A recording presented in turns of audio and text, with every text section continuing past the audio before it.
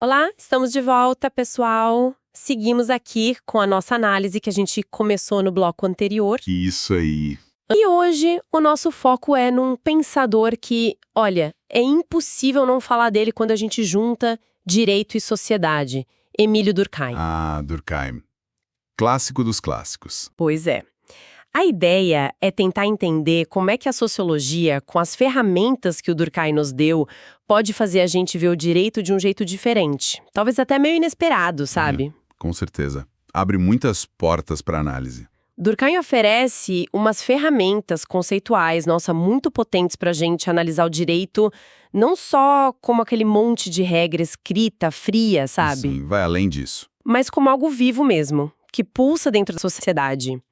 Vamos começar com a ideia central dele, que talvez seja a mais intrigante, a noção de fato social. O ponto de partida dele, né? Exato. Ele tinha aquela máxima, né? Devemos tratar os fatos sociais como coisas.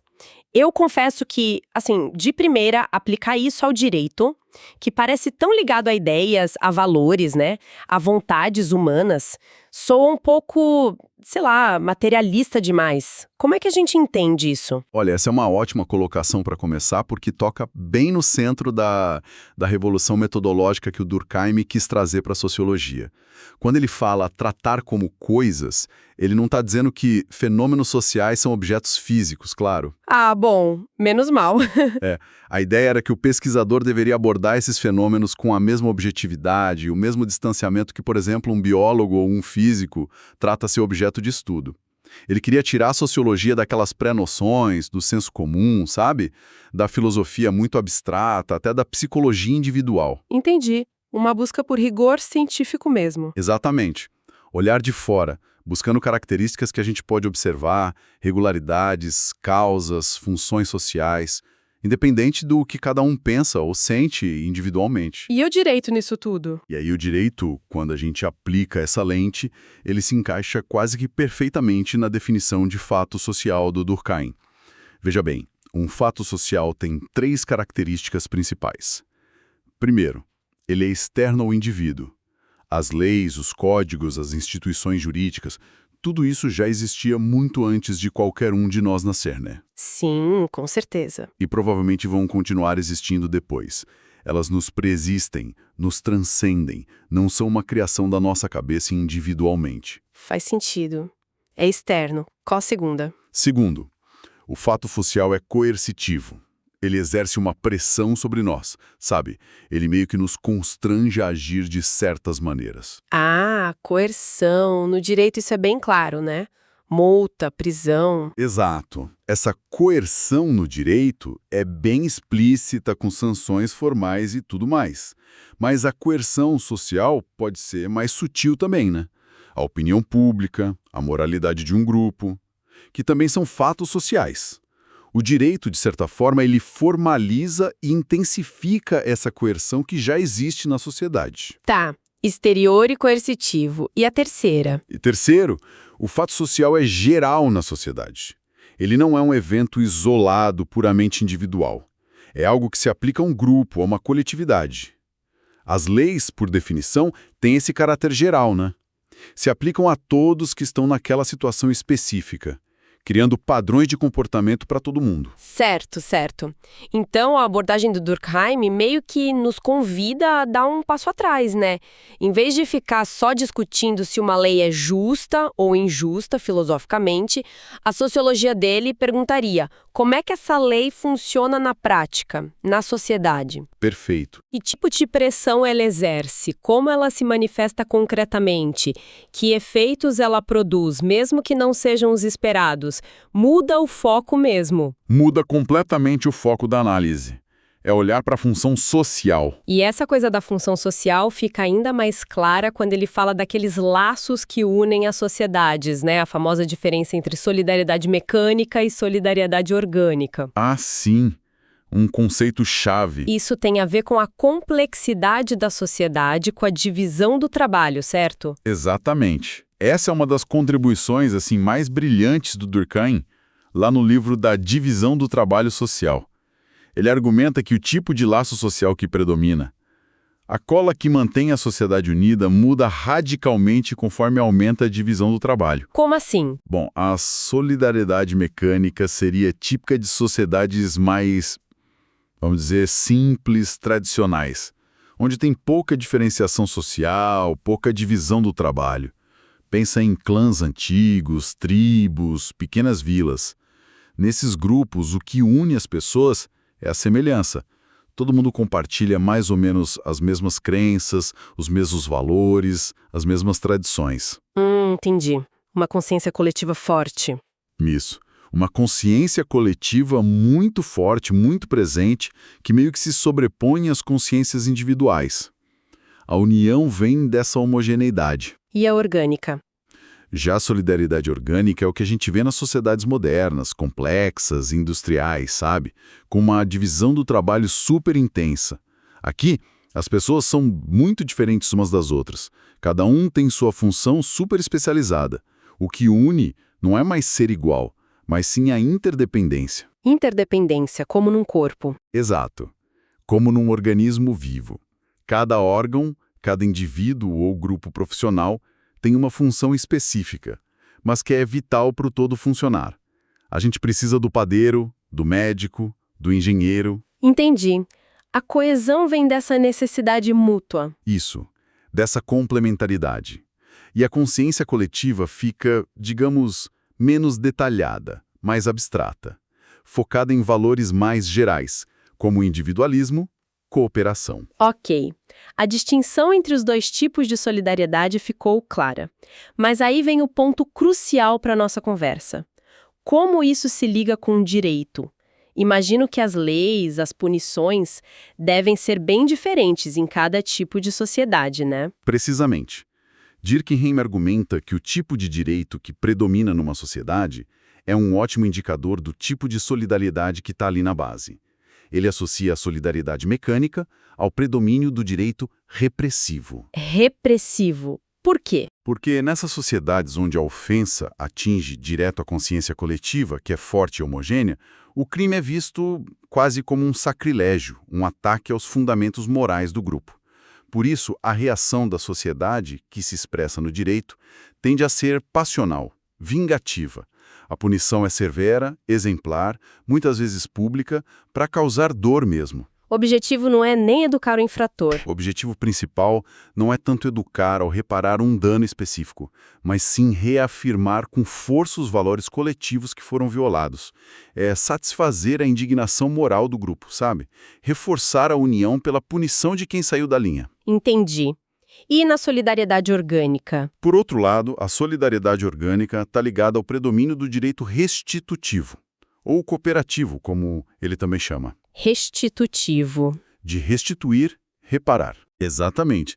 Em sociedades complexas, baseadas na interdependência, a infração é vista menos como um ataque à alma coletiva e mais como uma perturbação no funcionamento das relações sociais, econômicas. Então, o foco do direito muda. Sai da punição exemplar e vai para a reparação do dano, para a restauração do estado anterior, para garantir que as relações, os contratos continuem funcionando. Tipo direito civil, comercial? Isso, pensa no direito civil, comercial, administrativo. A maior parte das normas ali busca regular as interações, resolver disputas, garantir indenizações, anular atos inválidos. O objetivo é fazer a máquina social complexa voltar a funcionar da melhor forma possível e não necessariamente causar dor ao infrator como resposta a uma ofensa moral coletiva.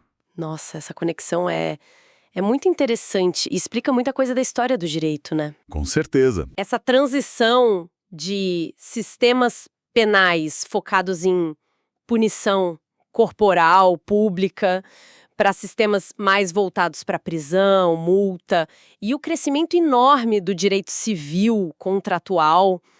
Sim, o direito reflete essa mudança na estrutura social e, ao mesmo tempo, ajuda a moldar essa mudança também. Agora, vamos para uma das ideias mais polêmicas, talvez, de Durkheim.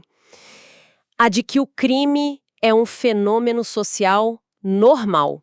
Essa sempre gera debate. Normal? Como assim? Crime é algo ruim, negativo por definição. Como pode ser normal? Isso soa quase como uma defesa do crime, não? É fundamental a gente tirar essa carga moral da palavra normal aqui.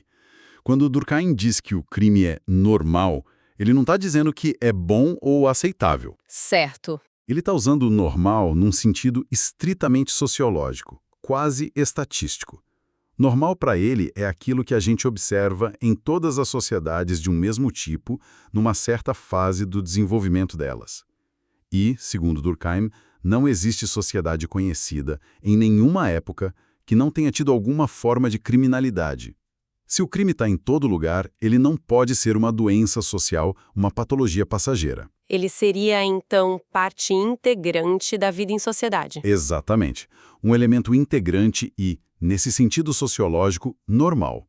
Mas ele não para na constatação estatística. Ele vai além. Como assim? Durkheim argumenta que o crime, por mais paradoxal que pareça, cumpre funções sociais importantes. Funções? O crime? Sim, a principal delas seria reforçar a consciência coletiva e a coesão social. Mas como? O crime não desagrega? Ele pode desagregar em certos níveis, mas veja a lógica dele. Ao definir certos atos como crime e ao punir publicamente quem comete esses atos, a sociedade faz o quê? Ela reafirma suas próprias fronteiras morais. Ela diz: isso aqui é o certo, isso aqui é o errado para nós. A punição do criminoso une a maioria honesta em torno daqueles valores compartilhados, sabe? Revitalize os sentimentos coletivos, a solidariedade. Especialmente a mecânica, que reage com indignação. É como se o crime fosse necessário para a sociedade se lembrar do que ela valoriza. De certa forma, sim. Sem essa definição clara do proibido e a reação social a ele, as normas poderiam ficar meio frouxas e a coesão social poderia enfraquecer. Ele até sugere que, às vezes, o crime pode ser um precursor de mudanças sociais. Pense em figuras históricas que desafiaram as leis do seu tempo. Tipo Sócrates. Ou movimentos por direitos civis. Exatamente. Eram considerados criminosos na época, mas abriram caminho para novas moralidades, novas leis. Claro, isso não é uma defesa do crime comum, né? Entendi. É uma análise de como o desvio, ao testar os limites da norma, pode, indiretamente, impulsionar a evolução social. É uma perspectiva bem desconcertante, mas que faz a gente pensar muito. O crime não seria só uma falha no sistema, mas parte do próprio mecanismo de manutenção e até de evolução dele. Exato. Isso muda a forma como a gente olha para a punição também, né? Não só como castigo ou prevenção, mas como um ritual de afirmação da identidade coletiva. Sim, um ritual social importante. Mas será que essa visão funcionalista não acaba, às vezes, deixando meio de lado o sofrimento real das vítimas, a necessidade de proteger as pessoas? Essa é uma crítica muito pertinente e importante de ser feita. A análise do Durkheim foca muito nos efeitos do crime para a sociedade como um todo, para a coesão. Ela não nega o sofrimento individual, claro, mas o coloca em segundo plano na análise sociológica da função da punição. Outras correntes da sociologia olham mais para isso. Sim, críticos posteriores apontaram justamente essa limitação. Argumentaram que a gente precisa considerar também as relações de poder, quem define o que é crime, quem é punido de fato, qual o impacto diferente do crime e da punição em grupos sociais distintos. A visão do Durkheim é poderosa para entender a relação crime, punição, coesão.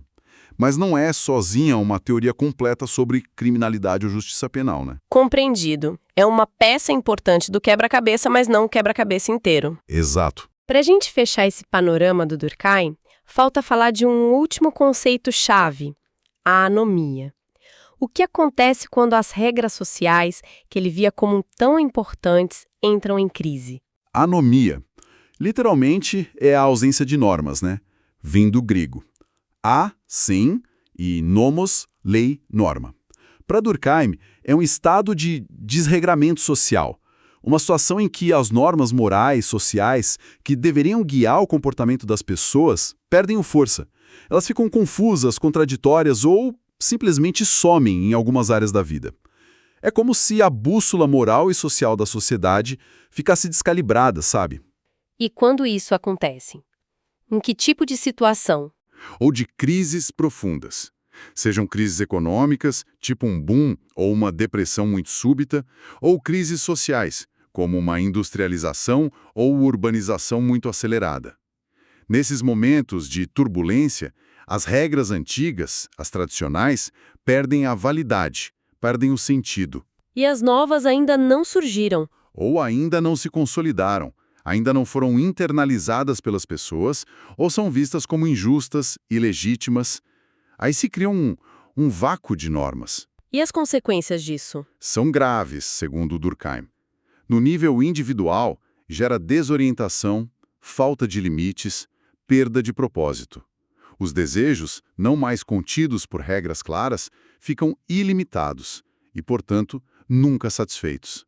Gera frustração, mal-estar. E no nível coletivo? No plano coletivo, a anomia enfraquece a solidariedade social, mina a confiança nas instituições e pode levar a um aumento de vários comportamentos desviantes. Não só criminalidade, mas também outros fenômenos como o suicídio. Durkheim estudou muito o suicídio e identificou um tipo específico, o suicídio anômico, como resultado direto dessa falta de regulação social. Nossa, que forte! Então, para amarrar tudo, Durkheim mostra o direito como um fato social concreto, um reflexo do tipo de solidariedade que une a sociedade. Mecânica ou orgânica. É isso. Se manifestando como repressivo ou restitutivo. Mostra o crime não só como desvio, mas como funcional para a coesão e a punição como um jeito de reafirmar as normas. Sim. E, por fim, alerta para o perigo da anomia, da falta de regras, como algo que pode desintegrar a sociedade. É uma visão que ressalta demais a importância das normas, do direito para manter a ordem e a saúde da vida em comum. Sem dúvida. Uma perspectiva sociológica que, eu diria, é fundamental para qualquer profissional do direito ter em mente. Concordo plenamente. E essa visão, mesmo tendo sido formulada lá atrás, há mais de um século, ela ainda joga uma luz muito interessante sobre os nossos tempos.